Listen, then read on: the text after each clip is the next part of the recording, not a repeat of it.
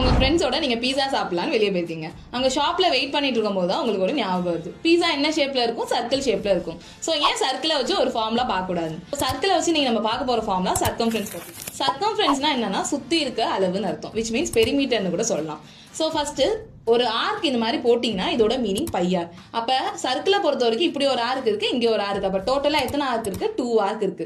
அப்போ pi r plus pi r 2 pi r. இப்போ இதுவே அந்த பீஸாவை உங்க ஃப்ரெண்ட்ஸுக்கு பாதியாக கொடுக்குறீங்க அப்படின்னா அப்போ என்ன ஆயிருந்திருக்கும்? பாதி ஆர்க் தான் இருக்கு, விச் மீன்ஸ் பையார் மட்டும்தான். இப்போ உங்க சென்டர் பாயிண்ட்ல இருந்து உங்க ஆர்க்கை டச் பண்ணுச்சுன்னா அதுக்கு பேர் ரேடியஸ்னு சொல்லுவோம். அப்போ உங்க சென்டர் பாயிண்ட்ல இருந்து இங்க ஒரு டச் ஆகுது, அகைன் இங்க ஒரு டச் ஆகுது. அப்போ 2 ரேடியஸ் இருக்கு. அப்போ பையார் பிளஸ் ஆர் 2 ஆர். இப்போ இதுவே அகைன் ஒரு ஃப்ரெண்டுக்கு மறுபடியும் இருக்கிறதுல பிரிச்சு கொடுக்குறீங்க அப்படின்னா அதுக்கு பேர் குவாட்ரண்ட்.